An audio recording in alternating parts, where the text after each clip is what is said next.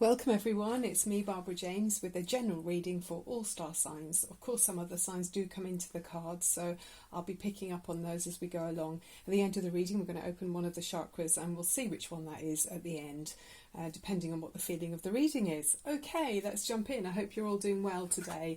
My vibrations are feeling supercharged because I had an amazing walk in the local forest. It's so beautiful here. There was even a nightingale singing, I have to just say, and I did lie on the forest floor and just look up at the trees, and wow, it was mind-blowingly gorgeous. So I hope you get to do that soon as well, whoever's listening. Okay, so we've got in the middle of the reading very dramatic energy of the World card and the Emperor. So this is like powerful change. With the World, it's saying you're at the end of a cycle. There's a huge like chapter that's ending in your life with the World card. So it's saying you've kind of acquired knowledge and wisdom through that change, through many lessons possibly learned over years, and that's made you a more fully rounded person, which is symbolized in the egg shape there. So it's like that oval egg of transformation and being more at one in yourself. So you probably have a greater knowledge of what you're about now after something you've been through over many years. Could be a relationship, could be a job that you've held, but there's transformation coming in on that front, on both fronts actually. Not both at the same time, but with the Emperor energy in the middle of the reading, it feels like you're taking charge. This is very much like Aries or Taurus energy with this in the general reading, it feels like. So with that there comes authority and power with the Emperor. I mean, he's been out onto the battlefield, he's got his armour underneath his cloak, but he's now back within his kingdom, if you like, and very much sort of seated comfortably, respected. People look up to him because, he's got wisdom and life experience under his belt. So it feels like you've grown a lot over the last however many years it is. But yeah, you've gained a lot of wisdom and now you're taking charge in the direction that the new chapter's going in. So very nice energy, transformation, transformative energy. You're also someone who works in a way that's, you listen to your heart and you're quite open with your feelings. So there's water energy with this sign. So with this card, with the Knight of Cups, so you could be Cancer or Pisces, but you sense things, sometimes Scorpio. Your feelings that are never far from the surface. So it's really good to be in tune with that. I mean, not only to have the power of the Emperor, but to be listening to your heart at the same time is very effective. So lovely energy with the Knight of Cups, and you're open to other people around you. You feel for other people. I guess that's what it's saying here with the Knight of Cups. You're an open-hearted person, so warm to be around, a warm person here.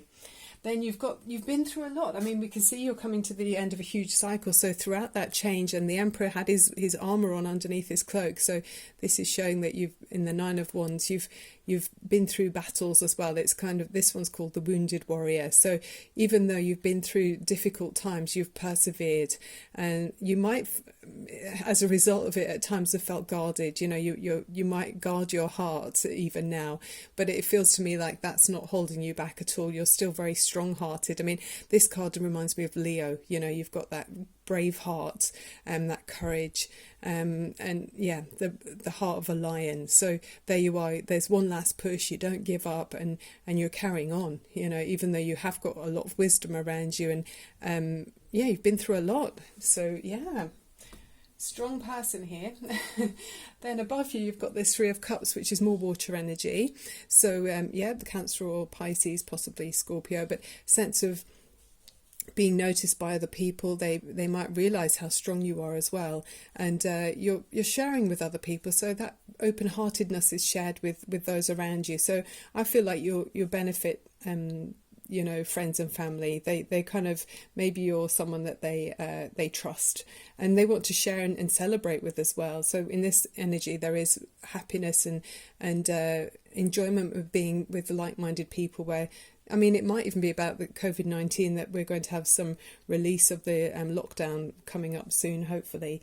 I don't know for how long for, but, you know, a sense of celebration with the Three of Cups around. So that's very nice. And that's on your mind as well. I'm sure it's on everyone's minds, actually. And then we've got the Hierophant as we go into the coming few weeks. And this is quite, it's about this kind of spiritual connections. You might be doing something or being around someone that opens a kind of spiritual or a mental door for you. So it's kind of not just being on the physical plane, but you're feeling more connected into the, you know, the atmosphere around you, the spiritual world. So these keys here, you know, silver and gold key that can symbolize somebody that you've met or something that you're learning about that unlocks a spiritual door for you. So it's very inspiring energy with the Hierophant. I mean, it's linked to Taurus as well.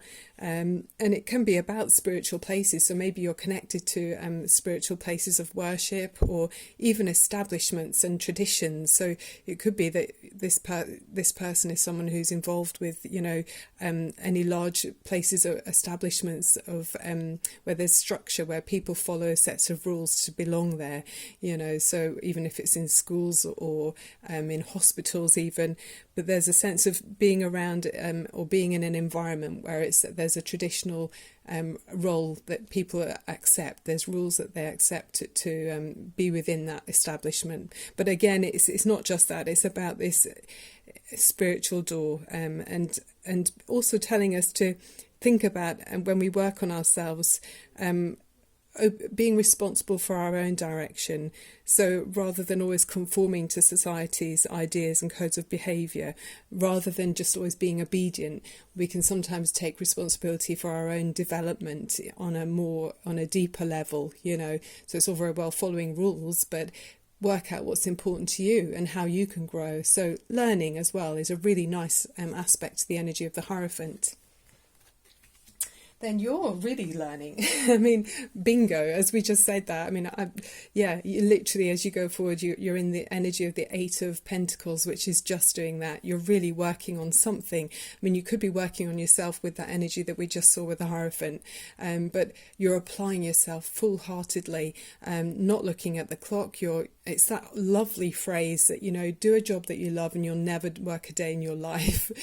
So, you know, when someone enjoys doing a good job for their own pride in doing a job well done, for their own self-satisfaction. So this is somebody, you're a very advanced apprentice, I would say here. I mean, you might be fully qualified, but you're working your way up and really fine-tuning your skills as well with the Eight of Pentacles. So in some kind of career that you're in, or some kind of spiritual learning even, you know, sometimes it can be about studying a person. You know, you could be working out how someone works and you really enjoy being with them. So really nice energy with the Eight of Pentacles. That's always so encouraging to see that energy. And then in your environment, we've got the Judgment card. So that's like when, to me, this one always feels like it's like when, you know, you might have been living in black and white. So there's been an existence like this where the colours are a bit grey. And then suddenly it's like having a light bulb switched on, and then you're looking at everything in colour and you're seeing the world that you live in a different light altogether. And that can be through spiritual advancements, obviously.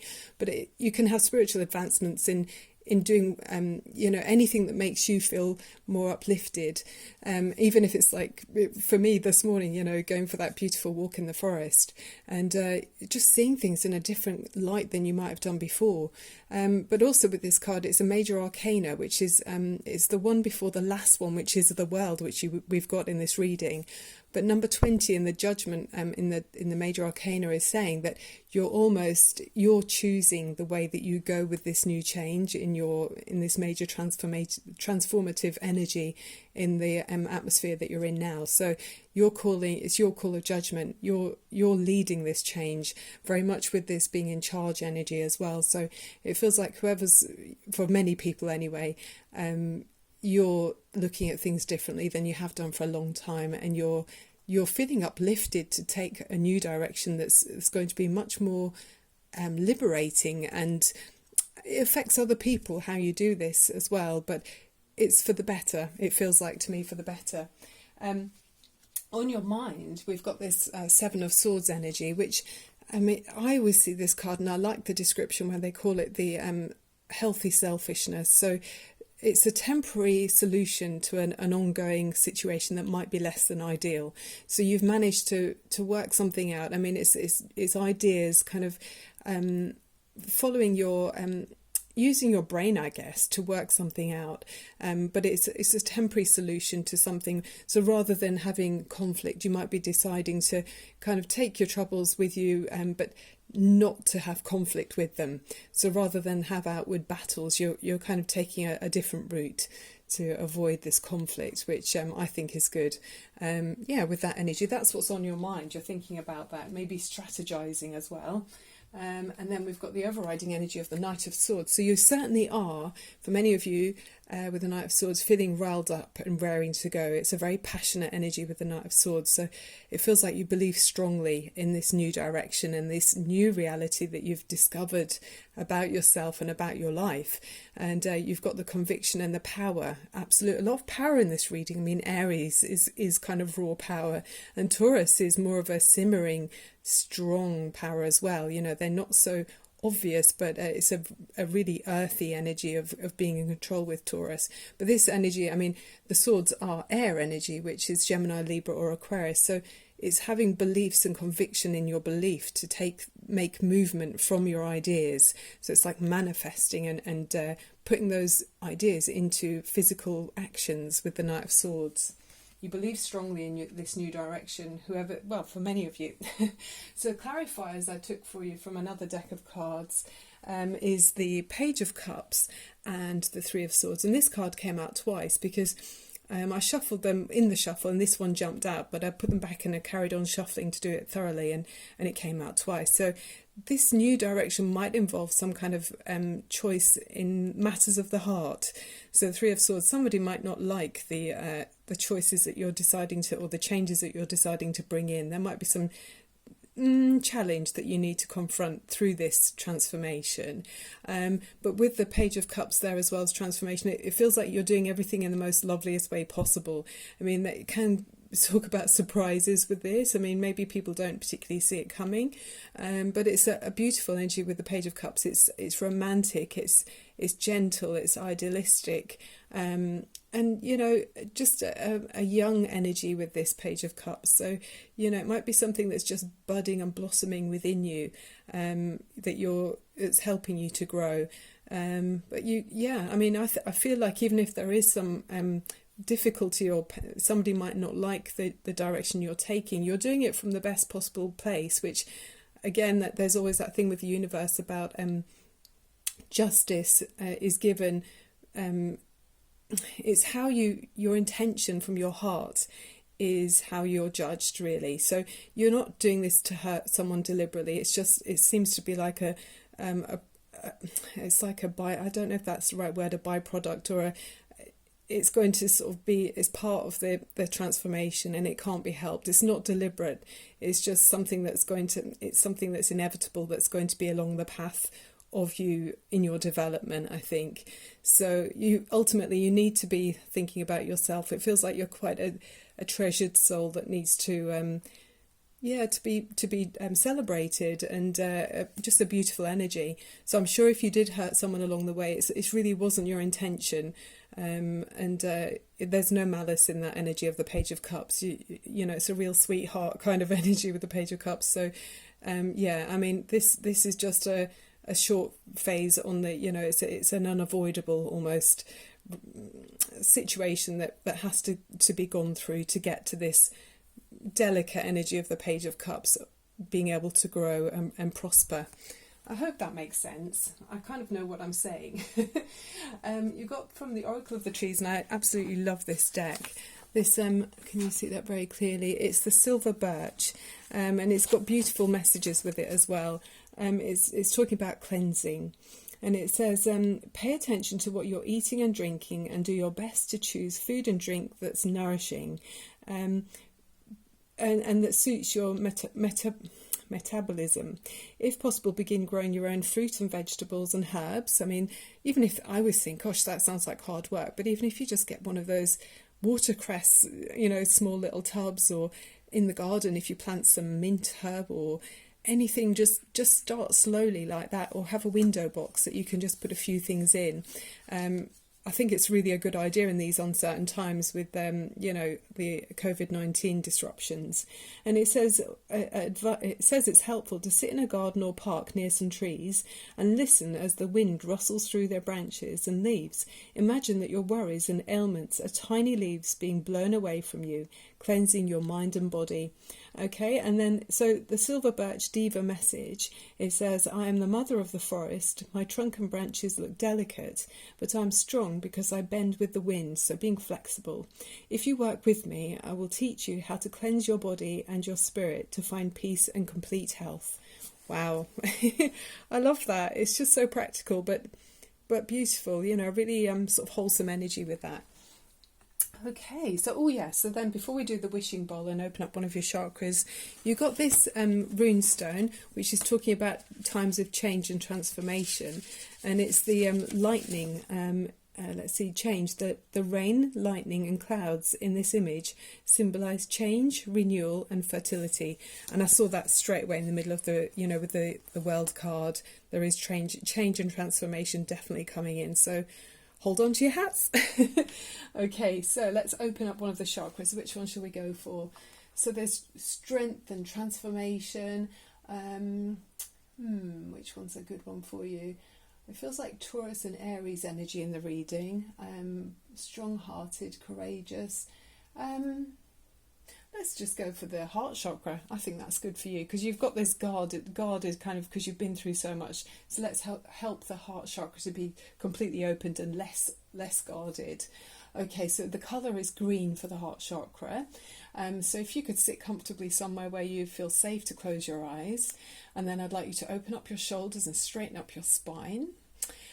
Take a deep breath in through your nose. Exhale through your mouth.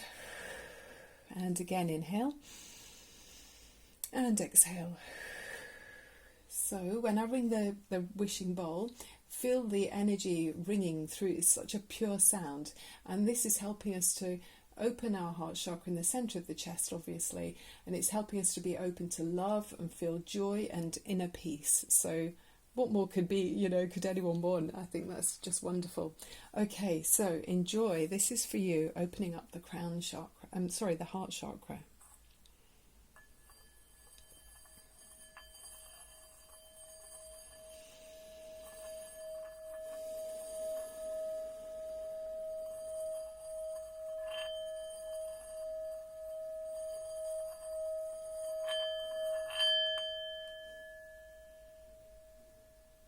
Yeah, gorgeous, absolutely lovely. It's got a short ring there, but I think it's effective to open up the heart chakra. It's a pure sound. And I just wanted to point out as well that we've got the Knight of Cups and the Knight of Swords, so it does feel like the action as you go forward is led with your mental kind of ideas, which are heart-held beliefs, coupled with your following your heart, following your feelings and your intuition. So that's a really effective combination, actually. So yeah, I really like that. So I think you're heading on the right path for the many of you that this can relate to, or you can relate to this.